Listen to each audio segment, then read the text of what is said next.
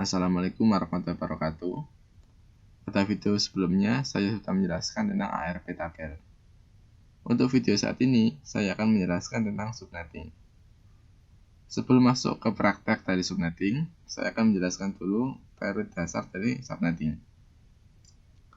Subnetting sendiri merupakan sebuah model untuk memecah alamat IP dari yang awalnya lebar, yaitu lebih kecil.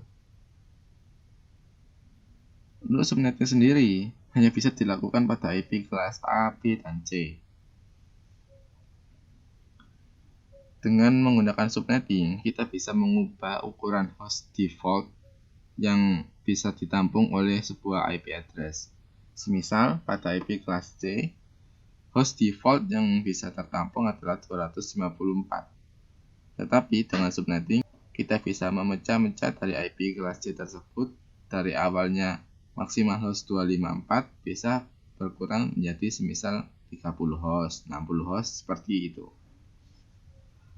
Dengan cara itu, kita pun juga bisa memantau setiap jaringan lebih mudah dan tidak akan terjadi penumpukan. Sehingga subnet akan memudahkan kita dalam mengelola sebuah jaringan. Kemudian, kenapa kok masih dibutuhkan subnetting? Karena kalau tidak ada subnetting, kemungkinan besar jikalau dalam satu jaringan terdapat sebuah ancaman virus, maka akan tersebar dalam satu jaringan tersebut secara meluas, sehingga akan kesulitan bagi kita untuk menangani jikalau ada hal tersebut. Maka dari itu, subnetting akan memecah jaringan yang sangat luas menjadi lebih kecil, sehingga jikalau ada ancaman virus tidak akan menyebar secara luas melalui satu jaringan, melainkan dalam satu subnet saja. Kemudian untuk perhitungan subnetting, saya nanti tidak akan menggunakan perhitungan secara binary, tapi saya akan menggunakan tabel seperti ini dan ini. Awalnya sebelumnya untuk tabel ini adalah penggambaran dari subnetting, yang mana ini adalah IP kelas C dari 0 sampai 255, di mana IP awal dimulai dari 0 dan IP akhir dari 255. IP awal sebagai identifikasinya dan IP akhir sebagai IP untuk broadcast. Awalnya seperti ini. Tetapi ketika dia dipecah menjadi dua dengan menggunakan subnetting, maka akan terbentuk dua subnet dari satu kelas IP ini. Sehingga bisa dikatakan akan terbentuk dua jaringan lagi dari sebuah IP yang seharusnya adalah satu jaringan. Yang mana akan terbentuk jaringan pertama dimulai dari identifikasi IP 0 sampai 127 dengan 0 sebagai identifikasi dan 127 sebagai IP broadcast. Begitupun juga akan terbentuk jaringan yang kedua dengan nilai awal yang merupakan identifikasi dari IP-nya yaitu 128 dengan nilai akhir 255 sebagai broadcast-nya. Dalam subnetting, yang bisa digunakan hanyalah IP di antara nilai ini dan nilai ini, sedangkan kedua alamat ini tidak bisa digunakan, karena yang depan sebagai identifikasi dan yang belakang sebagai alamat untuk broadcast. Seperti pada aturan IP pada umumnya, ketika dia dipecah maka dia akan mengikuti aturan IP tersebut, yang mana untuk dua alamat tidak bisa digunakan, yaitu yang pertama alamat paling depan yaitu 0, semisal ini adalah 0, kemudian yang belakang adalah 127, yang mana ini adalah IP broadcast dan ini adalah untuk identifikasinya. Sehingga bisa dikatakan bahwa host akan semakin dipersempit dengan menggunakan subnetting seperti ini. Tetapi dengan hal ini juga akan mempermudah kita dalam mengelola sebuah jaringan. Untuk subnetting kelas C yang paling umum digunakan itu paling tertinggi itu ada di subnetting CIDR/30. Karena dalam CIDR ini 130 ini jumlah IP-nya ada 4. Kalau dikurangi 2, maka yang tersisa hanyalah 2 IP yang bisa digunakan. Tetapi untuk 131 dan 132 jumlah IP-nya 2. Dan jika dikurangi dengan 2, maka tidak ada lagi alamat IP yang bisa digunakan. Di sini sifatnya spesial, begitupun dengan 132 yang juga sifatnya spesial. Sehingga nanti yang saya praktekkan hanyalah yang umum saja, yaitu pakai 125 atau 126 ini. Jadi seperti itulah gambaran umum dari alamat IP yang akan di subnetting. Oke, langsung saja kita akan praktekkan untuk subnetting dengan menggunakan Cisco Packet Tracker. Pertama kita akan buat jaringan. Ada dua jaringan, satu jaringan untuk subnet pertama dan satu jaringan untuk subnet kedua.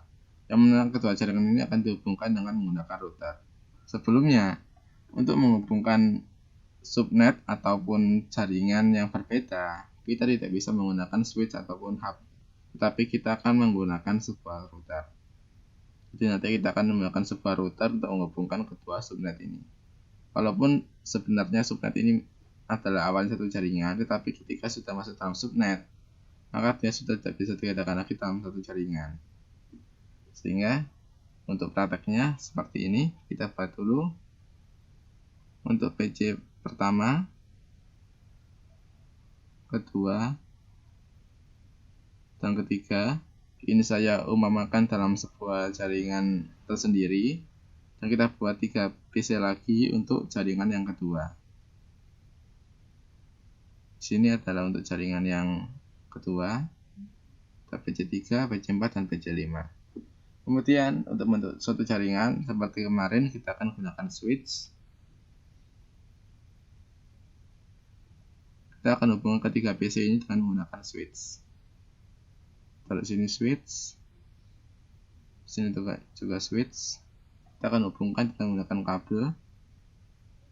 Saya memilih kabel strike dari PC 0, flash ethernet 0 ke switch, flash ethernet 01. Begitupun dengan PC 1, flash ethernet 0 ke switch,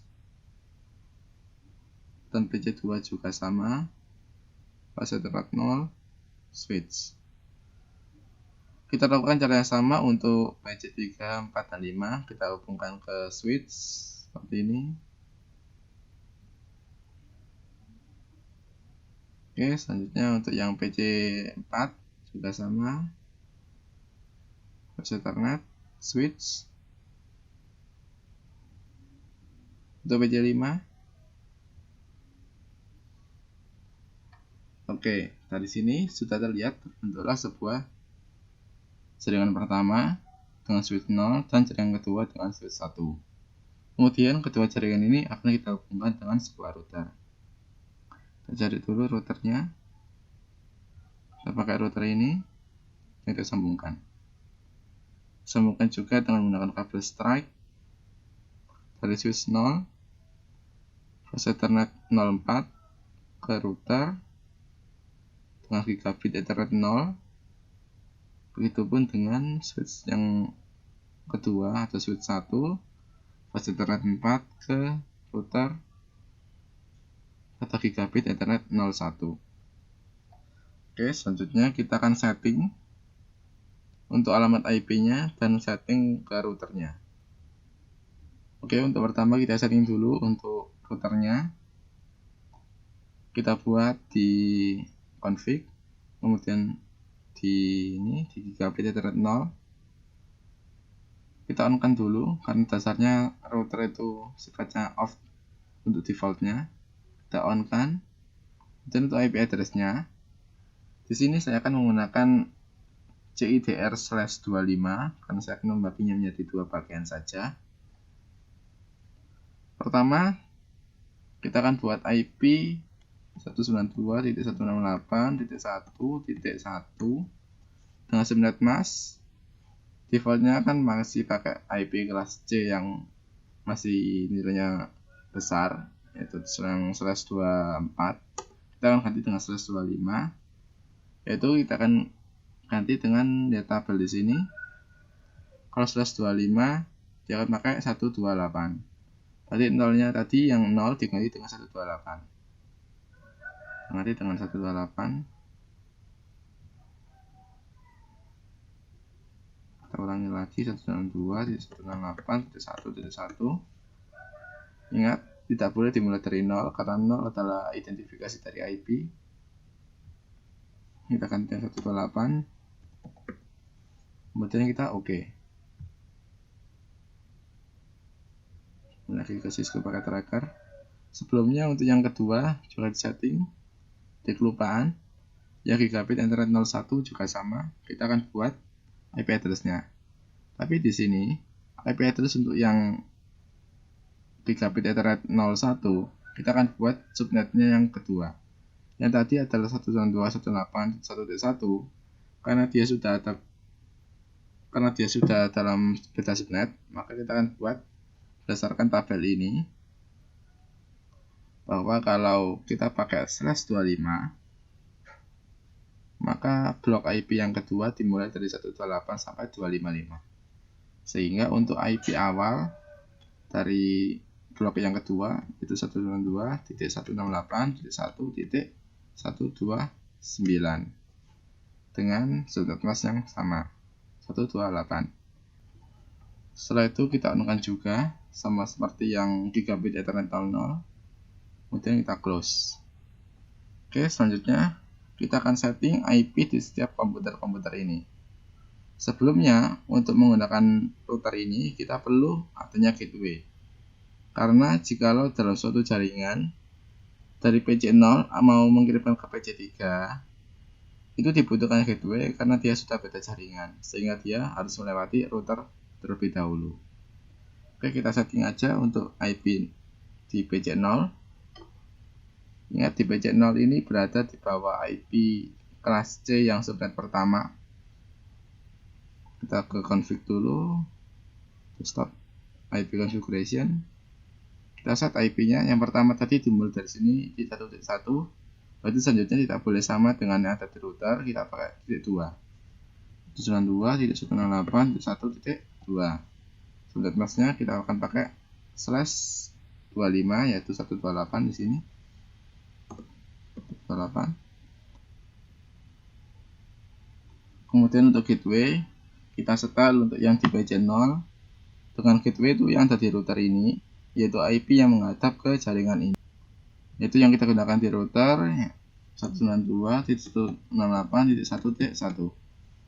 Ini default gateway-nya seperti ini. Yang kita set untuk default gateway hanyalah untuk PC1 dan PC2 atau PC0 dan PC1 ini. Untuk yang PC2 atau PC ketiga ini tidak akan kita style, karena kita akan membuktikan terlebih dahulu seperti apa fungsi dari sebuah gateway.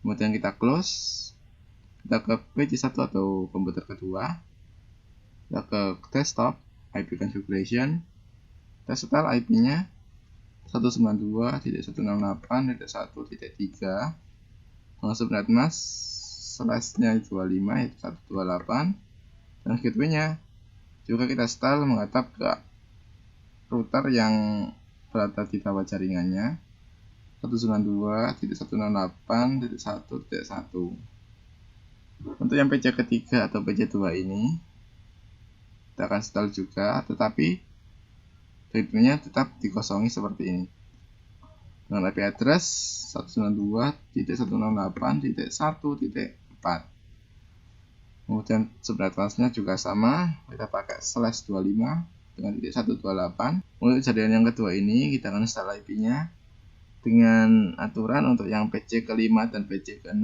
ini tidak menggunakan gateway, sedangkan yang PC ke-4 ini kita akan menggunakan gateway.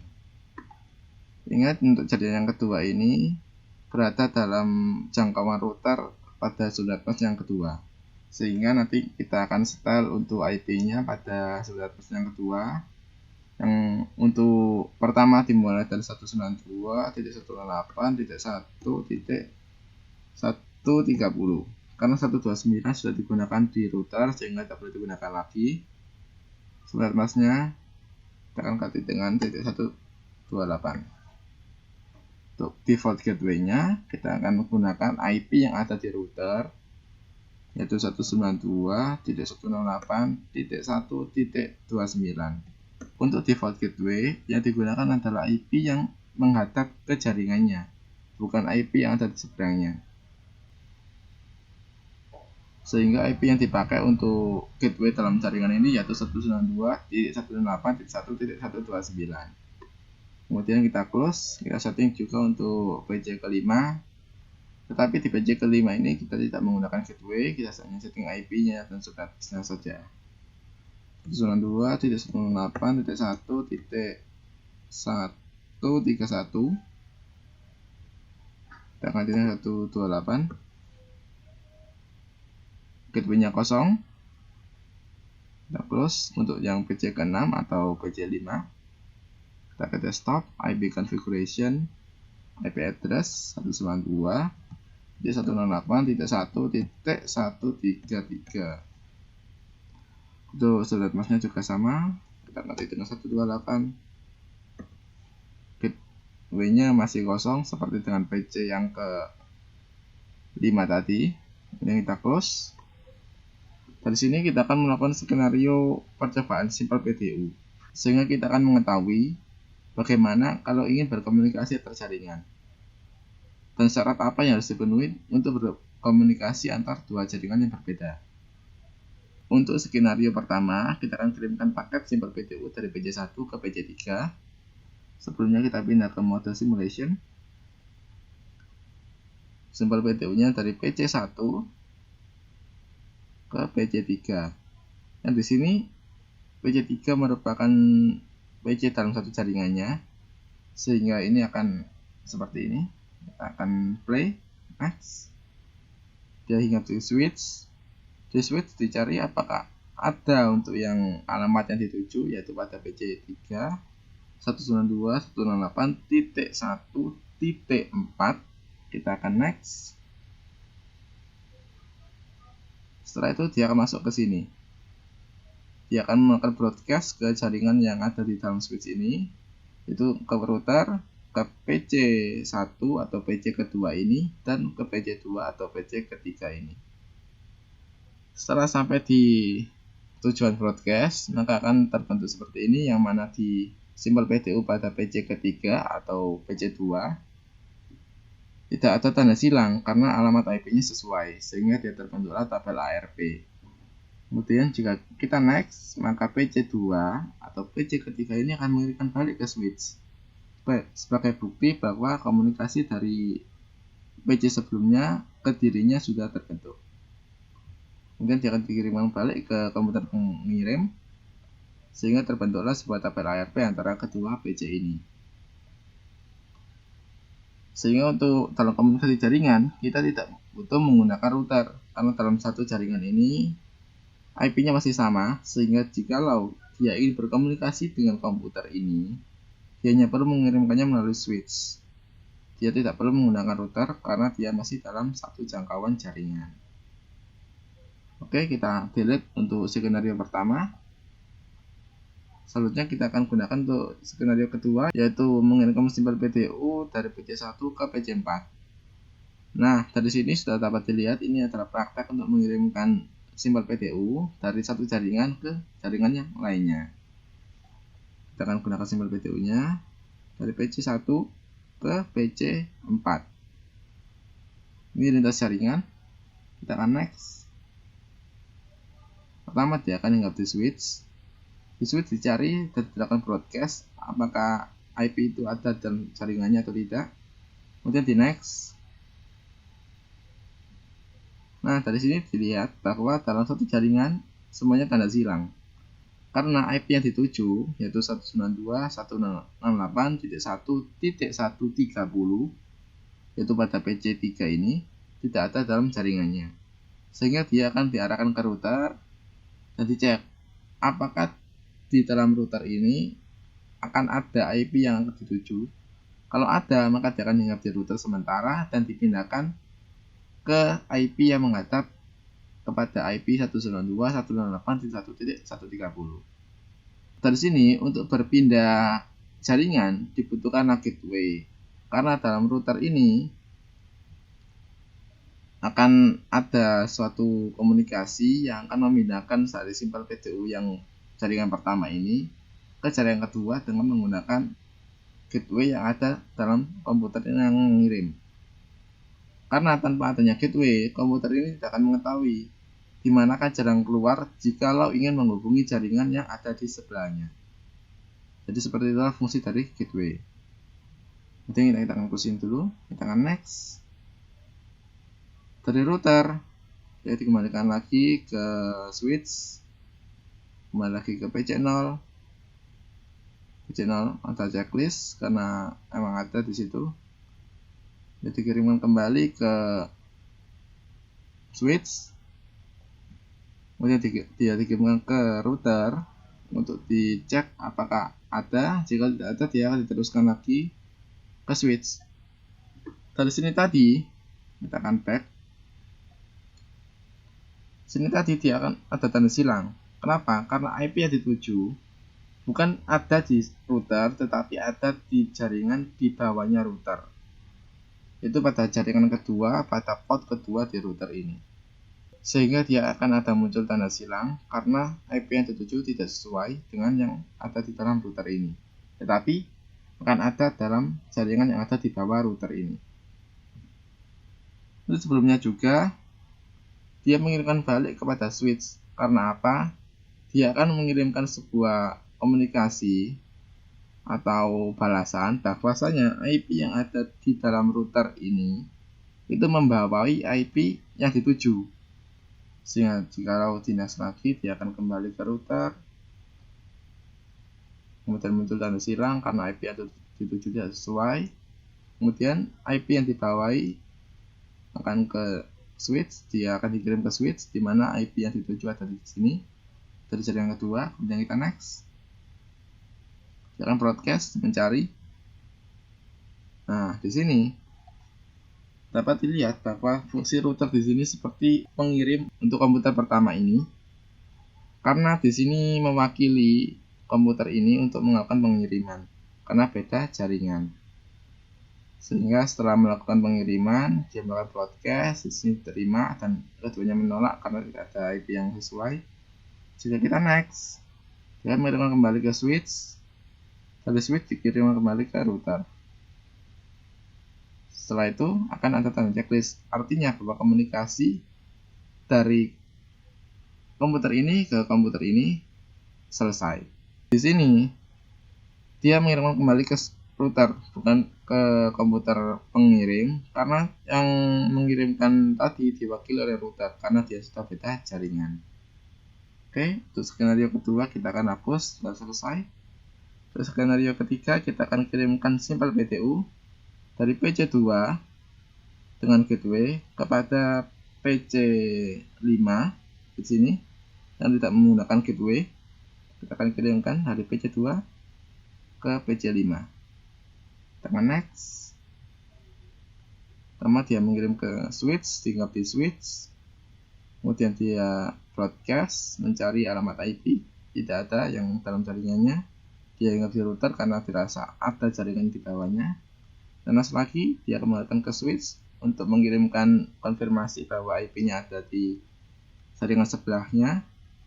Kemudian dikirimkan kembali ke komputer pengirim. Setelah diterima dan tertunda pada ARP dengan router, kemudian dia dikirimkan kembali ke switch, masuk ke router, diingat di router. Karena tidak sesuai dengan IP yang dituju, maka dia akan dilanjutkan ke IP yang dibawahinya. Next, dia akan turun ke switch, ingat di switch, dan melakukan broadcast ke IP yang dituju. Di sini IP yang dituju sesuai, dia cocok sehingga dia diterima. Kemudian dia akan dikembalikan ke switch untuk konfirmasi kepada router dan dinas lagi untuk melihat konfirmasinya. Oke, dari sini dikatakan bahwa komunikasi antara PC2 dan PC4 ini atau PC kelima ini sukses. Karena setelah dia hinggap di komputer ini, kemudian dia konfirmasi kembali ke router bahwa pesannya sudah diterima dan terbentuk tabel ARP dengan router. Ini komunikasinya sudah selesai. Kemudian untuk yang skenario keempat, kita hapus dulu sebelumnya. Kita akan mengirimkan simbol PDU dari PC3 ke PC6. Yang mana PC3 ini tidak memiliki gateway, sedangkan PC6 juga tidak memiliki gateway. Dari PC ketiga ini dia akan hinggap di switch untuk melakukan broadcast ke jaringannya sendiri, termasuk juga kepada routernya. Kemudian dia akan broadcast mencari di semua yang dituju tidak ada. Karena apa? Dalam PC2 ini tidak ada gateway, sehingga dia tidak memiliki jalan keluar jika dalam jaringan ini tidak ada IP yang dituju. Hasilnya dia akan silang seperti ini semuanya. Di sini dia mentok, tidak bisa berpindah ke jaringan sebelahnya, dikarenakan tidak ada gateway yang akan dijadikan jalan untuk keluarnya. Sehingga dapat disimpulkan bahwa untuk komunikasi antar jaringan yang berbeda seperti ini, bagi komputer pengirim diperlukan adanya gateway. Karena bagi komputer pengirim tidak akan tahu di mana IP yang dituju jikalau IP dalam jaringannya tidak ada. Sehingga diperlukan jalan keluar dari router ini untuk berpindah jaringan ke jaringan sebelahnya. Karena pada jaringannya sendiri tidak ada yang dituju. Tetapi sebaliknya, jika komputer pengirim memiliki gateway atau jalan keluar dari jaringannya sendiri jikalau tidak ditemukan IP yang dituju, tetapi di komputer penerima tidak ada gateway, tidak jadi masalah. Karena dalam pengiriman ini, dia akan hinggap di switch, kemudian dia di router, dicek apakah ada jaringan di bawahnya di router ini. Jikalau ada, dia akan diteruskan ke sini, dan diteruskan lagi ke komputer yang dituju. Tetapi, dari komputer yang dituju ini, dia akan mengirimkan balasan bukanlah ke komputer yang mengirim, tetapi ke router. Karena router ini menggantikan dia, mewakili dia sebagai pengirim, karena sudah beda jaringan. Jadi karena itulah diperlukannya sebuah gateway. Jadi seperti itulah untuk praktek dari subnetting dan kegunaan dari gateway dalam subnetting ini, serta cara komunikasi antar jaringan. Oke, sekian. Wassalamualaikum warahmatullahi wabarakatuh.